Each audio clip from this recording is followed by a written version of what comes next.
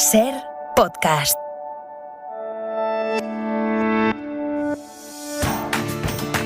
La Ventana, con Marta del Vado.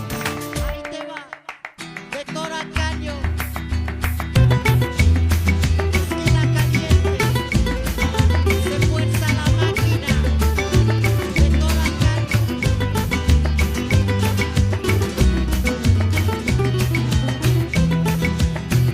Me llaman calle pisando baldosa, la revoltosa y tan perdida. Me llaman calle, calle de noche, calle de día.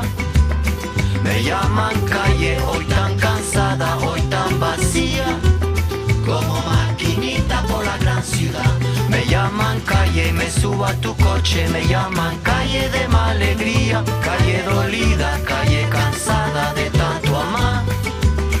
Voy calle abajo, voy calle arriba, no me rebajo ni por la vida. Me llaman calle y ese es mi orgullo. Yo sé que un día llegará, yo sé que un día vendrá mi suerte. Un día me vendrá a buscar a la salida un hombre bueno pa' toda la vida y sin pagar.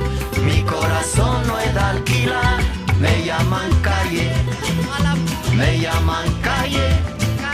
Calle sufrida, calle tristeza de tanto amar.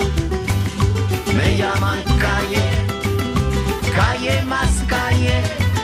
Me llaman calle la sin futuro. Me llaman calle la sin salida. Me llaman calle, calle más calle. La que mujeres de la vida suben pa' abajo, bajan pa' arriba. Maquinita por la gran ciudad. Me llaman calle. ¿Qué tal? Buenas tardes. Abrimos la ventana de este miércoles 10 de agosto con Matías Valles en Radio Mallorca. Matías, buenas tardes. Buenas tardes, Marta. Ana Iris Simón aquí en Radio Madrid a mi lado. Hola, Ana Iris. Buenas tardes. Ya que estamos en pleno agosto, que media España está en las playas, la otra media en los pueblos, en la calle todo el mundo vaya, disfrutando de las fiestas, de las romerías, de las ferias, verbenas y demás tradiciones estivales. Quiero hablar de eso, quiero que hablemos de eso y a ver qué os parece. Matías, tú que tienes esa pinta de bailongo, ¿qué ritual veraniego, fiesta patronal no te pierdes? Pues mira, mi ritual, precisamente había escogido esta palabra, es, por mucho que te extrañe, un fin de semana en un hotel de guiris, auténticamente de guiris. Es decir, con pulserita, concentración digna de hora punta, aquagym por las mañanas en la piscina, no escuchar ningún idioma del Estado español, por las noches imitadores de Elvis, rancho en el desayuno. Y entonces yo no sé si sales de allí más nacionalista o curado para siempre de la tentación identitaria. Pero alguna verbena habrá por ahí por Mallorca a la que te puedas escapar. Sin duda, y aunque yo no participo ya tanto de ella, sí que hay una corriente que me gustaría además saber si se da en el resto de España, que son lo que se llaman neofiestas, que son unas fiestas muy extrañas en que se mezcla este contenido religioso, digamos, de principio, con una paganización absoluta y además con unos motivos, digamos, totalmente, digamos, inclasificables. No se trata de criticar la religión ni de profanarla, sino de crear unos símbolos y unos mitos muy extraños. Te pongo, por ejemplo, en la última celebrada el pasado lunes en Sineu con miles y miles de personas, decenas de miles de personas en Mallorca, se llama el MUC, M-U-C-H, que es una especie de ente diabólico y todos vestidos de rosa lo adoran y entonces ahí puedes hacer todas las incorporaciones mitológicas que quieran y esta es la última gran tendencia, por lo menos aquí en el Mediterráneo. Qué interesante. Ahora vamos a seguir hablando de esto, pero tú, Ana Iris, que tienes tradición feriante en tu familia, ¿sigues yendo a la feria de tu pueblo o de otros? Por supuesto que sigo yendo. De hecho, este año he sido la pregonera y nunca nada me había dado más nervios que ser la pregonera, que ya he dado el pregón. Además, hablábamos de tradiciones como raras y extrañas y de fiestas. En mi pueblo, las fiestas en honor al Cristo de Villajos se inauguran con una fiesta que le encantaría a Guillem, que ahora se lo podemos contar, que es la fiesta Yeye. En los 80 se empezaron a vestir de yeyes como sus padres y a escuchar La vida es una tómbola y tal, y esta tradición se ha quedado ahí instaurada y es tan tradición como el Cristo de Villajos. Y siguen escuchando. Hombre, lo mismo. Seguimos, todos. Yo formo parte de ello. Yo iré para allá el 23 de agosto. Tú sí que eres fiestera. Decía Matías, hacía alusión a estas neoferias. ¿Cómo las has llamado, Matías? Son neofiestas. Neofiestas. Sí. Y quizás una de las más peculiares de nuestro país es una que se celebra en una pequeña localidad de Pontevedra, en Santa Marta de Ribarteme, en la que hay una procesión de ataúdes con gente viva dentro, que son porteados por familiares, por amigos, para pedir por la recuperación de una enfermedad o para dar gracias por haber salido de un bache. Es una tradición que tiene origen en la Edad Media, pero que este año no se ha celebrado. Paula Ramos, buenas tardes. Buenas tardes, Marta. ¿Por qué? ¿Qué ha pasado? Pues ha pasado que el párroco de Ribarteme y la diócesis correspondiente, que es la de Tui Vigo, la han cancelado porque entienden que la fiesta no tiene sentido, que es una tradición deformada, porque en tiempos de Jesús, que es a donde se remonta esta tradición, no se enferetraba a las personas. También porque consideran que no es un hecho meramente religioso, sino que se mezcla también con la superstición. Es una decisión que no ha sentado nada bien a los vecinos ni tampoco al alcalde del municipio, porque considera que cancelarla es un error, ya que es algo tradicional y muy característico del municipio. Yo, dentro de esta implicación personal, agradezco que no me hayan preguntado si me metería en el ataúd para desfilar en esta procesión, pero lo que te quería pedir, Paula, es la participación es masiva, es muy grande en este acto. Pues sí, es una procesión que trae a mucha gente, no solo a los del pueblo, sino a gente, además muchos turistas, que de hecho una de las quejas del alcalde era precisamente eso, ¿no? Que es un reclamo y que ese reclamo pues va a dejar de existir. Además, los devotos la esperaban con muchas ganas porque ni en el año 2020 ni en el 2021 se había celebrado por la pandemia, entonces tenían muchas ganas de este año celebrarlo por todo lo alto y no ha podido ser. Se ha celebrado, sin embargo, una procesión pero sin vivos, una procesión como en cualquier otro sitio, ¿no? Pues a mí me parece terrible porque además hicimos un reportaje en Vice donde trabajaba yo, a quien le tenía mucho cariño, y la gente que va en los féretros es gente que ha sufrido una enfermedad o que ha hecho una promesa y al final ha acabado saliendo bien.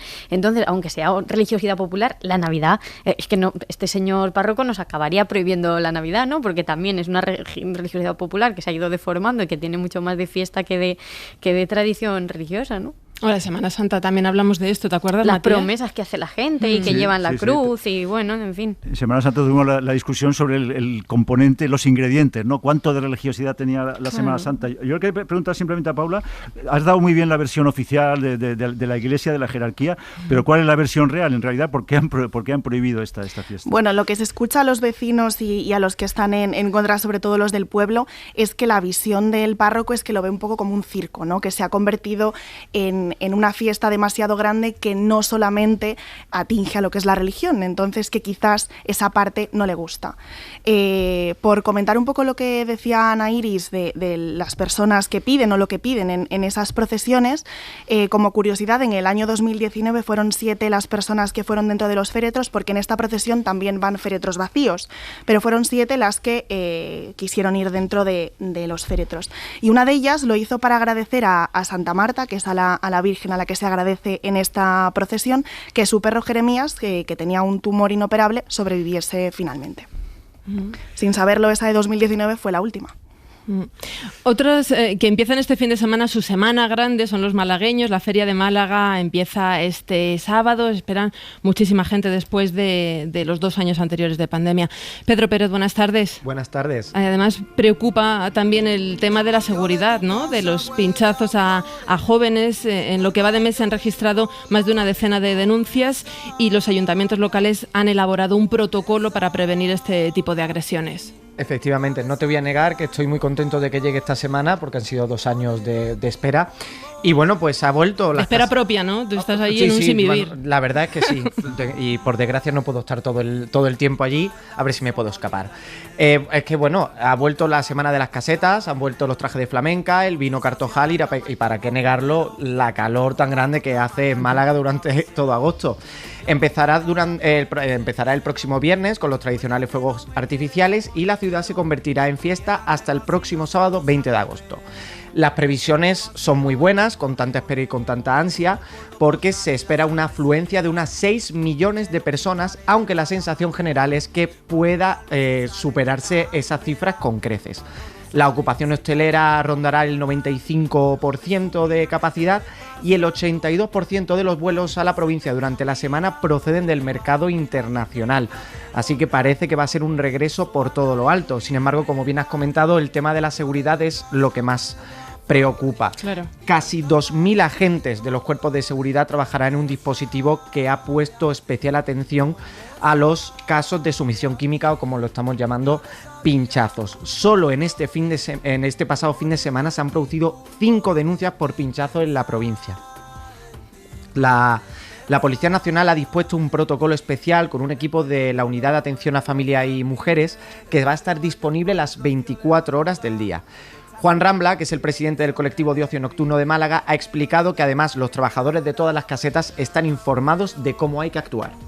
En el caso de que cualquier clienta se queje de que ha recibido un pinchazo, pues a partir de ese momento acompañarla hasta que esté con su grupo con el que ha acudido a la discoteca, y desde ese momento llamar a la policía y esperar hasta que la policía se haga cargo de la persona que haya recibido el pinchazo. De hecho, ante el aumento de los casos de pinchazos, se intenta colocar un sistema de cámaras de seguridad por todas las casetas. Sin embargo, la falta de tiempo hasta el inicio de la feria, porque es este mismo viernes, deja en duda esta iniciativa. El propio Rambla ha explicado qué se pretende realizar.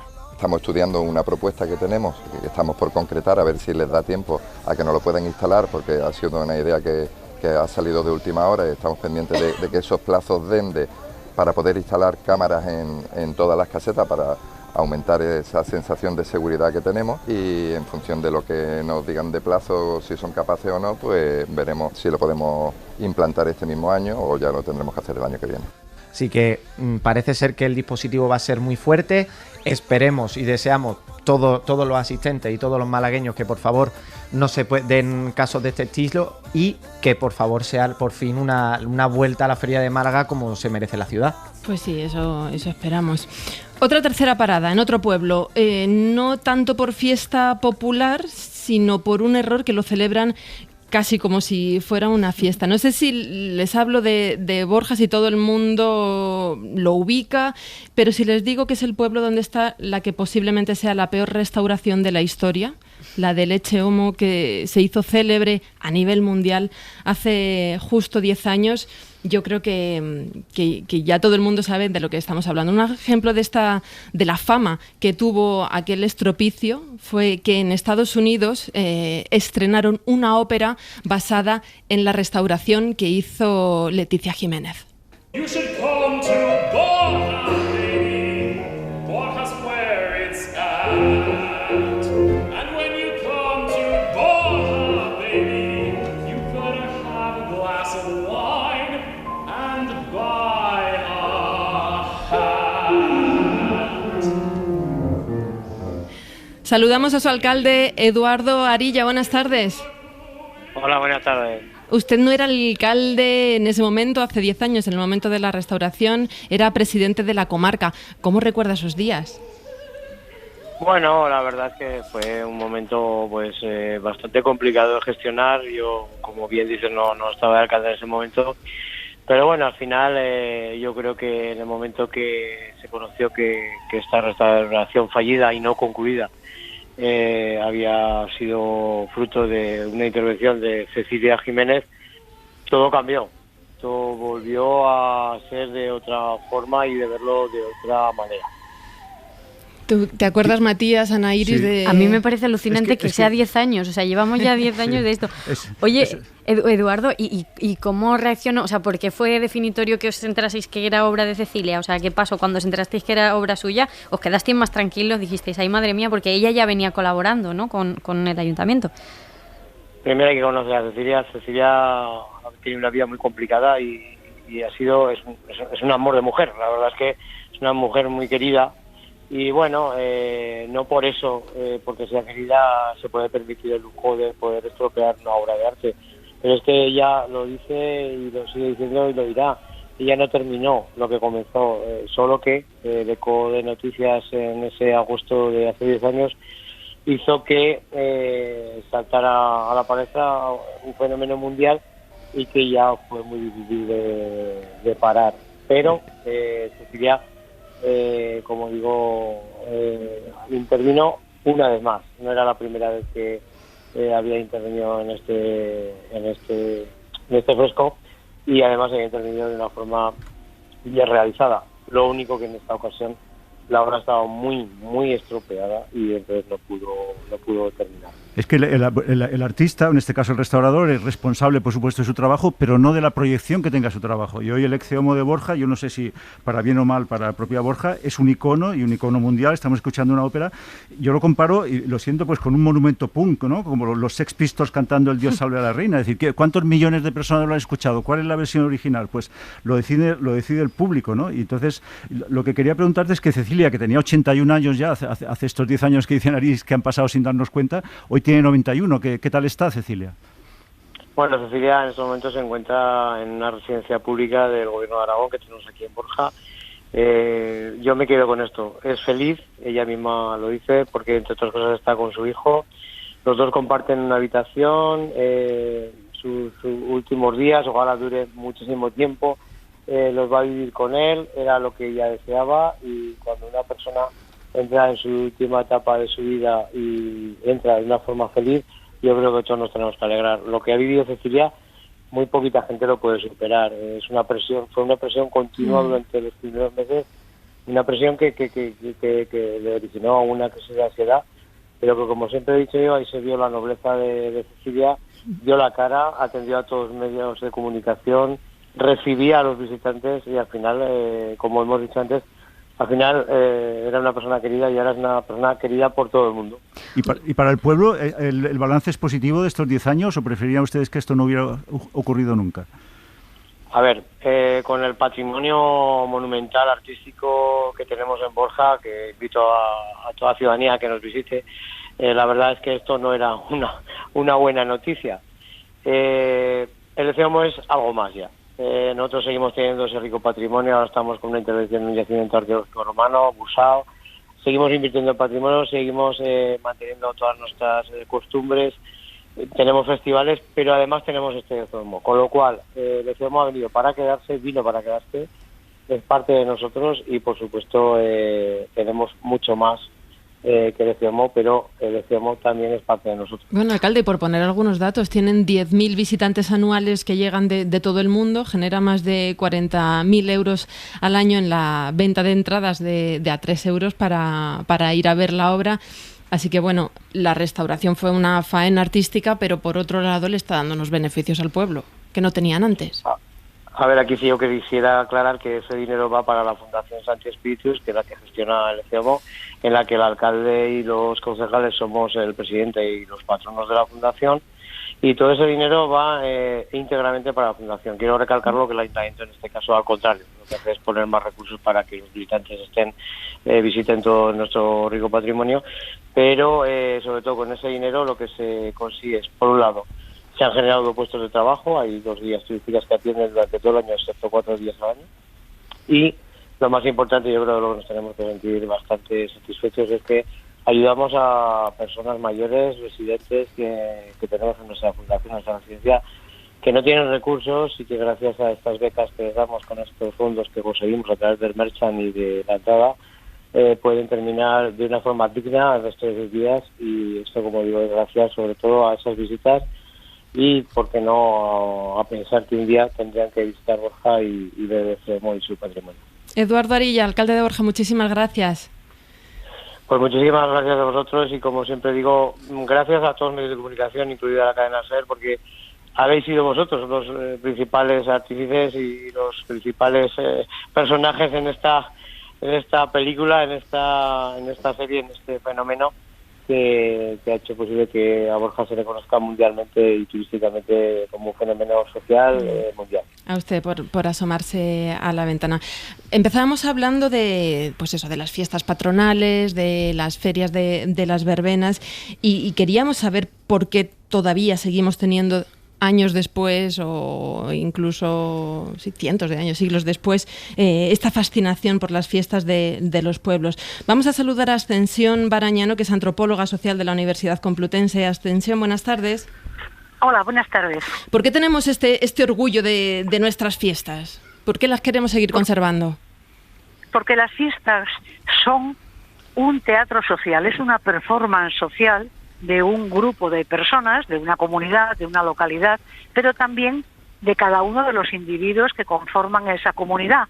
De manera que la fiesta expresa de una manera concentrada, como todo ritual, toda la vida social, la vida cultural de un grupo de personas y se la expresan a sí mismos como manera de autoafirmación y de defensa frente a los demás y de delimitación frente a los demás y como manera de socialización frente a esos demás.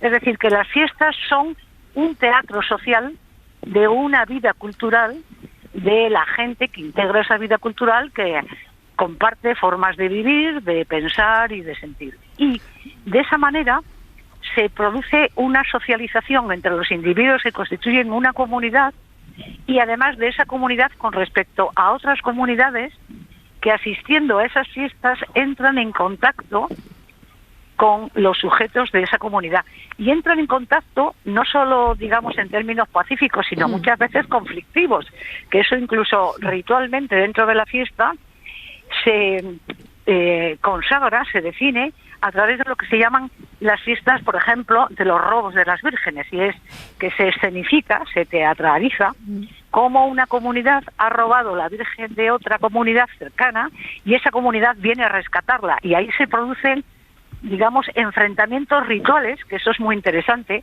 porque los rituales, que son la forma en la que los individuos expresamos nuestra socialización con los demás, sustituyen a la vida real, es decir, que son un poco como los juegos, cuando se opone un partido de fútbol, un equipo de fútbol a otro, están dirimiendo conflictos que en el campo de lo ritual, del juego, por así decirlo, de la teatralización de la vida social, no va más allá de lo que pueda ser una guerra. Es que de hecho hemos comentado, Ascensión, esta procesión que hacen en un municipio pontevedrés desde el siglo XVIII, en la que los vivos se meten en ataúdes y van en procesión por todo el pueblo, pues pidiendo por la recuperación. Con los muertos.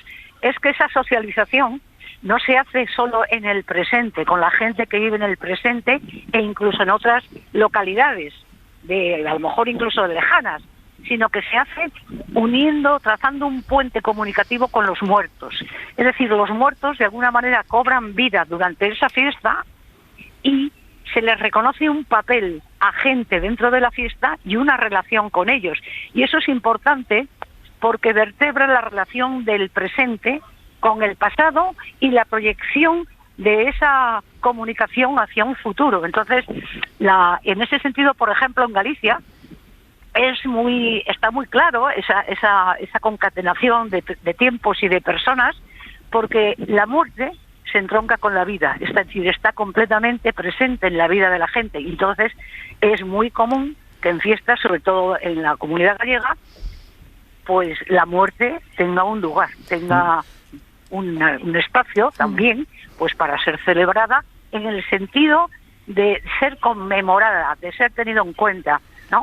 Es decir, eso forma parte de la vida de la gente. Entonces, claro, hay que ver las fiestas más allá de lo que es puramente el acto lúdico, hay que verlo como que las fiestas son una ritualización de la vida social y de la vida cultural de una comunidad que se proyecta hacia sí misma, es decir, permite que los individuos que la conforman entren en relación, se unan, sean solidarios, se comuniquen, pero además con los otros. Entonces son momentos privilegiados de la vida social para estudiar esas comunidades. Y claro, eso se hace también como una organización de tiempos. Sabemos que una comunidad, digamos, está en un periodo álgido de su vida, pues en verano, por ejemplo, estaba muy ligado a las fiestas de las cosechas de toda la de la Europa. Sí, porque luego le hemos dado una interpretación religiosa, pero estas fiestas tienen en su mayoría, ¿no?, un origen pagano. Sí, pero verás, ahí conviene no confundir el concepto de religión con el de religiosidad. La religión son, digamos, los cánones que marcan las jerarquías eclesiásticas de las distintas iglesias, de las distintas religiones, como un comportamiento pautado que ha de seguir la gente. Mientras que la religiosidad es la manera en la que la gente asume esas pautas a su manera. Y esa manera de asumirlas, particular, digamos, es cultural, es decir, no es una cuestión religiosa en el sentido de que sean fiestas religiosas, son fiestas culturales, es decir, entraña una manera de entender la vida, de vivirla, de pensarla, de sentirla, porque lo religioso no solo es la religión, lo religioso es, como lo entendemos en antropología, al menos es la sacralización de la existencia, es decir, darle un sentido y un valor a la vida. Y eso no tiene que ver con, digamos, la imaginería, los cánones religiosos que marcan las iglesias, aunque a veces sí, pero ahí siempre hay una tensión entre la religiosidad, que es lo que la gente quiere dar de trascendencia a la vida, y lo que las autoridades eclesiásticas mandan que hay que hacer. Entonces, ojo, que conviene no confundir, por ejemplo, en las fiestas en Galicia, que es muy común, de las fiestas de los muertos, es sobre todo una manifestación de religiosidad, porque, a ver, los cánones dirían que los muertos, en fin, no hay que respetarlos o hay que tener otro tipo de relación. Fijaros, por ejemplo, en las fiestas de la Semana Santa Andaluza, sin ir más lejos, las cosas que se les dicen a los Cristos y a las vírgenes. De hecho, así ha sido, nos contaba... fuera de ese contexto. Nos contaban antes que, de hecho, el cura ha prohibido esta fiesta, de hecho, una de estas pero fiestas. ha prohibido, pero porque eso es un tour de force. Pero yo no sé si estas fiestas... Lo prohíbe sobre todo porque es algo que la gente quiere hacer, no tanto por el hecho de lo que hagan. Porque, ¿qué decir? ¿Por qué no prohíben la Semana Santa con las cosas que se les dicen a los Cristos y a las vírgenes, que se les dicen auténticas burradas? Es decir, que fuera de ese contexto de religiosidad serían blasfemias puras, pero sin embargo en ese contexto no son blasfemias, sino que es una forma que la gente, digamos, trata de darle un sentido a su relación con los demás, pero también con un sentido de trascendencia que asocian con un icono, con una imagen determinada. Matías. Es decir, es que ese concepto de religiosidad es muy distinto del de religión. Entonces, ¿qué pasa? Que eso siempre ha estado en pugna, siempre, en todas las fiestas.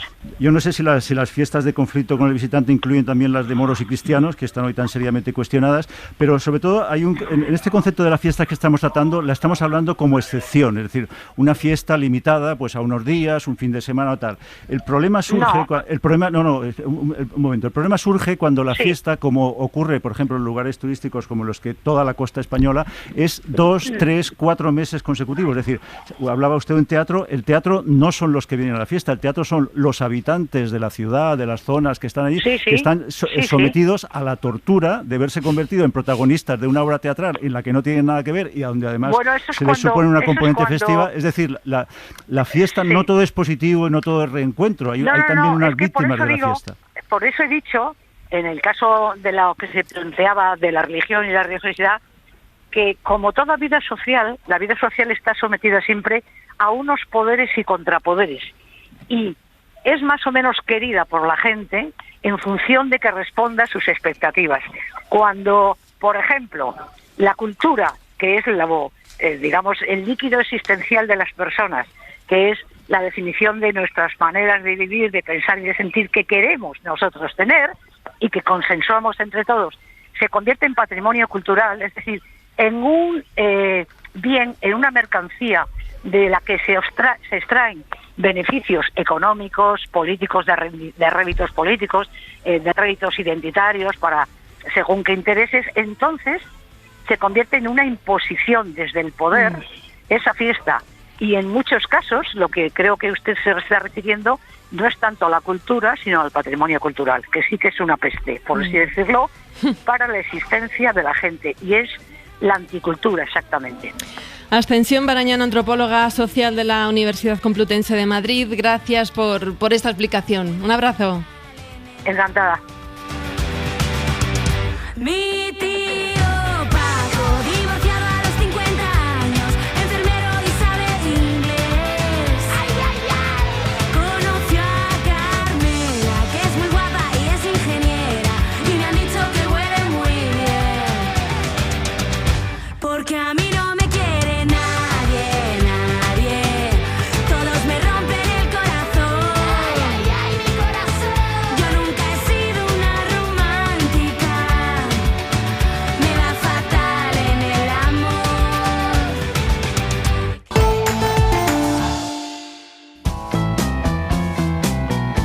La Ventana con Marta del Vado.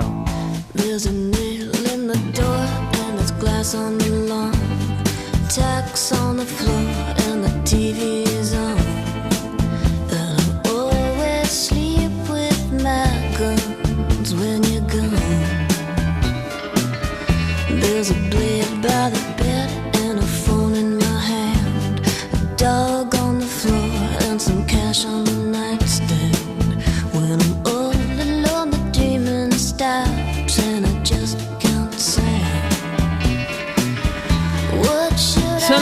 5 menos 20, las 4 menos 20 en Canarias, y hoy estamos tomando café con Matías Valles y con Ana Iris Simón.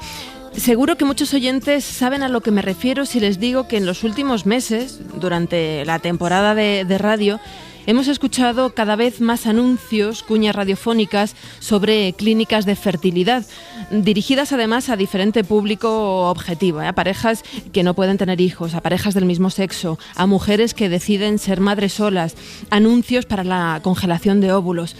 La razón, obviamente, es que cada vez hay más demanda. Nos hemos preguntado qué pasa con esos embriones que nadie reclama, ya sea porque el tratamiento haya salido bien a la primera y los otros no sean necesarios, porque se cambia de opinión y ya no quieren tener hijos. Esos embriones abandonados, ¿qué se hace con ellos? Saludamos al presidente de la Sociedad Española de Fertilidad, Juan José Espinós. Buenas tardes. Hola, ¿qué tal? Buenas tardes, ¿cómo estamos? Según los cálculos que hacen, de los 668.000 embriones que se conservan en clínicas de fertilidad, el 12% están abandonados. Aproximadamente, es el cálculo en base a una encuesta que se realizó en los diferentes centros de reproducción asistida de España, y en la que contestaron un número limitado de centros, pero que equivalen aproximadamente al casi el 60% de los embriones que a día de hoy están congelados en nuestro país. ¿Pero a qué se debe? Bueno, básicamente tú lo has comentado hace un momento, ¿no? Cada día, pues, la eficiencia de los métodos es más alta. Cada día que pasa, pues, evidentemente, hemos reducido el número de embriones que colocamos dentro del útero, y prácticamente en un porcentaje alto de casos solo se coloca un embrión. Y a partir de aquí, pues, hay hechos sociales, ¿no? Las parejas cada vez tienen menos hijos, ¿no? Hoy en día estamos en prácticamente 1, y además, pues, bueno, el porcentaje de separaciones es relativamente alto, ¿no? Estamos hablando del 50-60% de las parejas que se separan. Entonces, ¿qué pasa? Que, claro, quedan estos embriones, pues la tendencia, cuando hay algo que dijéramos no nos gusta o no diría nos molesta, pero que no nos interesa para nuestra vida, pues la tendencia es a olvidarnos de que eso existe. No solamente de quién son propiedad estos embriones, de las clínicas, de las personas que lo han depositado, sino propiedad, porque no sé si son términos correctos dadas las implicaciones morales, de quién son responsabilidad estos embriones. Bueno, estos embriones inicialmente son responsabilidad evidentemente de la pareja o la mujer para la cual se generaron. Teóricamente la ley actual lo que dice es que han de renovar el consentimiento de lo que quieren hacer con estos embriones cada 2 años.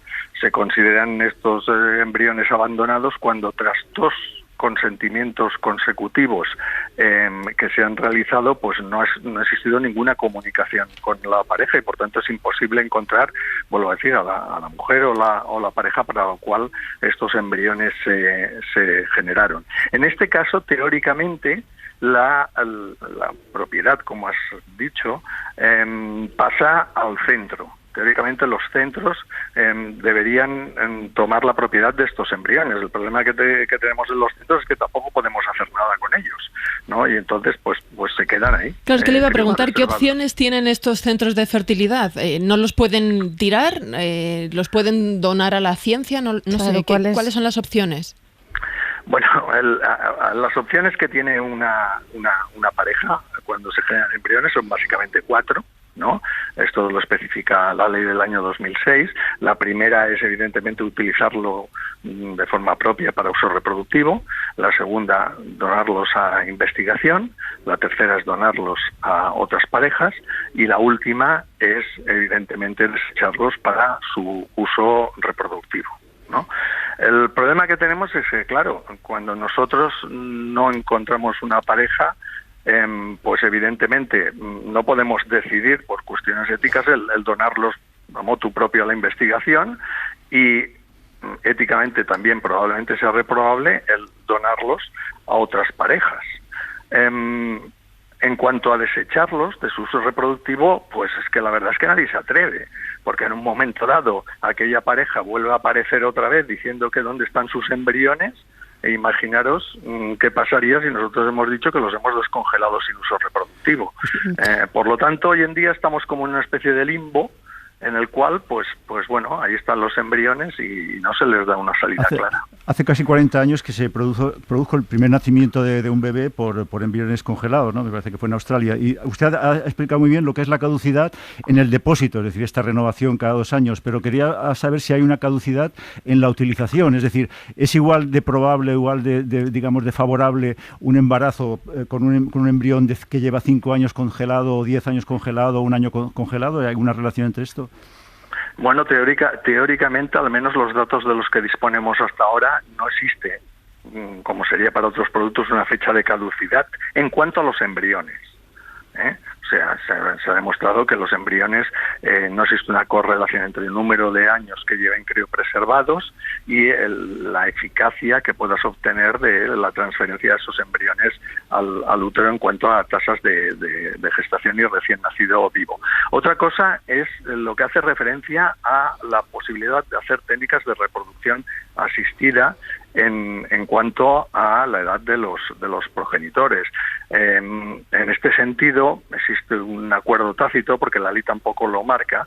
La ley lo que dice es que teóricamente tenemos que dejar de realizar técnicas de reproducción asistidas cuando la mujer ya no cumpla los criterios para ser madre. Y esto, evidentemente, es una definición que es muy poco definida. Y entonces, hoy en día, en la mayoría de centros, pues se sitúa la edad media de la menopausia, 50-51 años, la edad límite para realizar técnicas de reproducción asistida. Eso tiene la base también en el hecho de primo non nocere, o sea, de no aumentar la morbimortalidad materno-fetal, que evidentemente es algo que se incrementa con la edad. Juan José, vuelvo al tema de los embriones abandonados. Si dices que las clínicas están en este limbo, entiendo que es que no hay una legislación que diga explícitamente lo que se puede, cuáles son los límites, ¿no? Lo que se puede, lo que no se puede hacer. Yo no sé si en otros países sí la hay o bueno, todavía estas dudas éticas hace que vayamos retrasados en esto. Sí, en este aspecto el marco legal de cada país es diferente. De hecho, la legislación en cuanto a técnicas de reproducción asistida, si coges 5 o 10 países de Europa, es completamente diferente en unos y en otros. Y eso es lo que favorece el hecho de haber el famoso turismo reproductivo, porque hay cosas que se pueden hacer en un sitio y cosas que no se pueden hacer de otro y viceversa, ¿no? Ahora, el problema con los embriones es que el embrión es un ente, por así decirlo, jurídicamente protegido. Y esto lo dice el Tribunal Constitucional aquí en España y lo dicen prácticamente en todos los sitios del mundo. Y si vienes a mirar países como el nuestro, en el que se hagan un gran número de ciclos de reproducción asistida, como puede ser Estados Unidos, creo que allí la cifra supera más del 1.000.000 de los embriones que están criopreservados. Todo se ha de decir que es un tema que tiende a reducirse por las cuestiones que hemos dicho antes, ¿no? Porque evidentemente nosotros ahora transferimos en un estadio más avanzado, lo que significa que ya hay embriones que no llegan a este estadio y por tanto que ya no serán congelados como tiempo antaño. Hoy en día se hace cada vez más diagnóstico genético preimplantacional, lo que significa que por otra parte también se desean embriones que son cromosómicamente anómalos, ¿no? Y que por tanto estamos ajustando muy mucho la tasa de embriones criopreservados, pero eso no significa que no deje de ser un problema que tenemos latente. Pero que solo una cosa, la ley no es muy buena para autorizar, pero suele ser muy buena para castigar. Entonces, le quería hacer la pregunta que le hacía Marta al revés. ¿Qué le pasaría a un laboratorio, a una clínica que destruyera, decir, bueno, esto está indefinido, estamos en un estado de nadie, en un limbo, dicho además literalmente, pues destruimos los embriones que tienen ya pues 10 o 15 o 20 años? Hombre, puede incurrir evidentemente en cuestiones penales importantes, porque claro, estamos hablando, como he dicho antes, de que un embrión, sin ser una persona, tiene un estatuto especial y por tanto es un bien protegido. Curiosamente, y aquí en España es específicamente, pues yo diría anecdótico, está más protegido un embrión que no ha llegado a implantar que no un embarazo. Desde la última ley de la interrupción voluntaria del embarazo se puede interrumpir el embarazo hasta la semana 14 sin que haya absolutamente ninguna limitación, pero en cambio nosotros no podemos, entre comillas, descongelar estos embriones sin finalidad reproductiva porque evidentemente incurriríamos en un problema legal. Claro, que yo sepa desde un punto de vista legal, esta situación hasta ahora no, al menos yo soy ginecólogo, evidentemente, y no me he enfrentado a ella ni la conozco, pero sí, se podría incurrir en problemas tanto desde un punto de vista de sanciones como desde un punto de vista de penas más importantes, de prisión, y evidentemente el tener que amortizar o compensar económicamente a aquellas personas que teóricamente se sienten en el derecho de reclamar un bien. Juan José, hay dos cosas. Yo creo que si cada vez recurrimos más a estas técnicas de reproducción asistida y existe este problema de los embriones abandonados, cada vez irá increciendo, ¿no? Se aumentará. ¿Cuáles son los principales dilemas éticos a los que os enfrentáis y qué consideras que habría que discutir para lograr una legislación que solucione esta situación? Bueno, básicamente lo que se tendría que dar, dijéramos, o abrir la puerta es a la posibilidad de que en los casos en los cuales estos embriones ya no vayan a ser utilizados para su finalidad reproductiva, que es para lo que se crearon, pues que evidentemente existan o los centros de reproducción asistidas o las propias parejas tengan salidas que realmente sean salidas, yo diría, que sean activas, que no sean como ahora, que están previstas por la ley, pero que a la hora de la verdad pues no se pueden ejercer. Pongamos un ejemplo. Donación de los embriones a otras parejas. Prácticamente un 5% de los embriones que están congelados se acaban donando a otras parejas. Pero ¿qué pasa? Que evidentemente las condiciones de donación han de ser exactamente las mismas que la donación de cualquier otro órgano. ¿Qué significa? Que del 5 o 6% de embriones que se donan a otras parejas, en realidad solo se acaba donando un 1,5%, porque el resto de casos, pues o la mujer tiene más de 35 años, o desde un punto de vista de genético, pues no existen todos los estudios necesarios que se deberían realizar para poder donarse estas células, etcétera, etcétera. Otro ejemplo es la investigación, ¿no? O sea, podemos donarlos a la investigación. Muy bien, 17% de embriones donados a la investigación. Pero resulta que solo existe un 1% que se utiliza en proyectos de investigación. ¿Por qué? Porque existen un montón de trabas jurídicas para poder utilizar estos embriones. Necesitas un montón de informes de Comité Nacional de Reproducción Asistidas, comités de bioética, comités de los organismos de donación españoles. Total, que el pedir una autorización para poder investigar con embriones humanos, pues puede llevarte de 6 meses como poco a 2 años. Evidentemente, tal como avanza la ciencia, pues no hay absolutamente ningún investigador que se esté esperando 2 años para poder empezar a realizar un proyecto con ese tipo de células. Bueno, pues aquí es donde está una de las claves, o sea, el que podamos realizar de forma real o acabar de forma real estas opciones, ¿no? Si se decide su descongelación sin fines reproductivos, que no sea bajo por así decirlo, el yugo de que una mujer en este caso tiene que presentar hasta 2 informes por médicos independientes conforme no se puede ya quedar embarazada para que esos embriones sean descongelados. Así podríamos hablar de varias cosas. O sea, está claro que por una parte han de cambiar y están cambiando desde el punto de vista de nuestra profesión las actitudes, en el sentido de que cada vez generamos menos embriones e intentaremos aún así cada vez generar menos. Pero por otra parte tiene que cambiar el marco legal, porque si no... Exactamente, ha quedado clarísimo que estamos en este limbo legal. Juan José Espinos, presidente de la Sociedad Española de Fertilidad, gracias por ayudarnos a entender este dilema. Bueno, pues nada, muchas gracias a vosotros, encantado de haber pasado un rato aquí, encantado de que de aquí a poco vengan los sustitutos de los principales, como he oído un anuncio anterior que me ha gustado mucho. Si algún día me encuentro a Carlos Francino, yo se lo digo, oye, que sepas que la silla la tienes mal.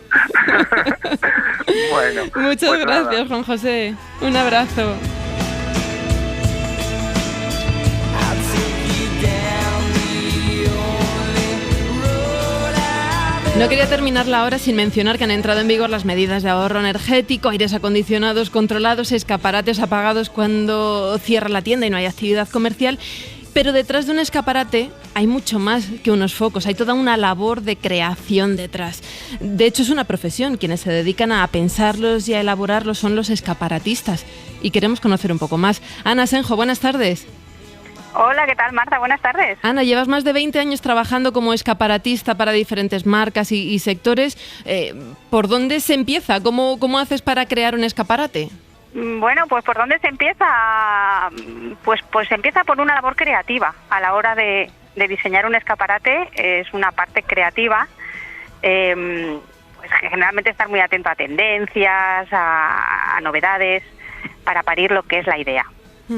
Después de esta fase creativa se inicia una fase, lo que nosotros llamamos la fase de producción, que es pasar todas estas ideas que un departamento creativo o cualquier escaparatista ha generado a la realidad, hacerlo tangible. Fabricar mobiliario, o a veces es comprarlo, a veces transformarlo, a veces reciclarlo, depende de la magnitud del proyecto.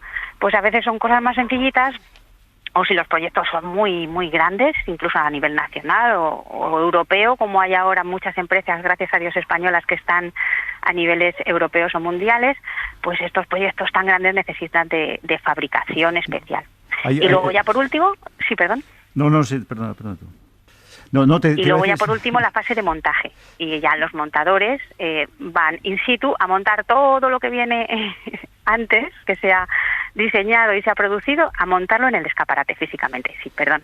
No, que en esta fase creativa que has dicho, y me parece muy importante que es lo que hayas resaltado, sería un poco para preguntarte si te sientes artesana o incluso artista, porque ha habido grandes artistas, Salvador Dalí, Andy Warhol, haciendo los escaparates famosos de Tiffany's en la Quinta Avenida, y no sé si los comerciantes españoles son también igualmente atrevidos o son más conservadores. Si te cuesta más vender la idea que ser creativa, que crearla. Pues sí, la verdad es que en España, lamentablemente, vamos un poquito por detrás, a lo mejor en este sentido, de lo que es el diseño de escaparates. Tenemos buenísimas empresas, llámese Inditex o, bueno, grupo, por ejemplo, el Grupo Corte Inglés, no quiero tampoco hablar mucho de marcas, que crean muy buenas tendencias. Es una forma de diseño aplicado o de arte aplicado.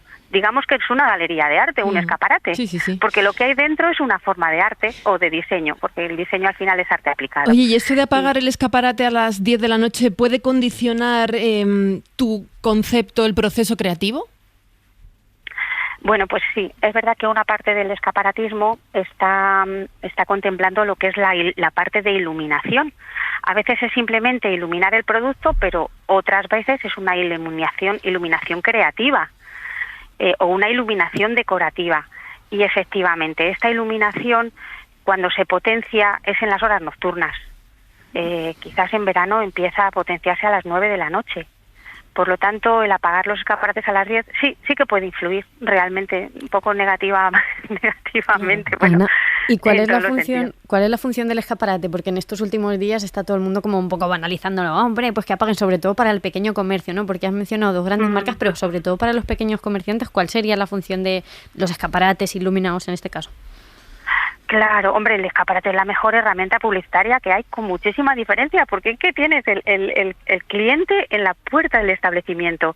Por lo tanto, el efecto de compra es muy directo. Claro. Por lo tanto, es la mejor herramienta publicitaria que hay, o es la más rápida, la más directa. Claro. Por eso es tan importante el escaparate, para los grandes, para los pequeños, para todos. Y es verdad que el escaparate no iluminado o mal iluminado, pues prácticamente se hace inexistente. Porque a las 10 de la noche ya no se ve el establecimiento. Ana Senjo, escaparatista, muchísimas gracias por asomarte este ratito a la ventana y contarnos vuestra labor, la labor de los escaparatistas. Un abrazo. Gracias a vosotros por hacernos un verano tan llevadero y tan divertido. Gracias, un abrazo a vosotros. Beso. Hasta.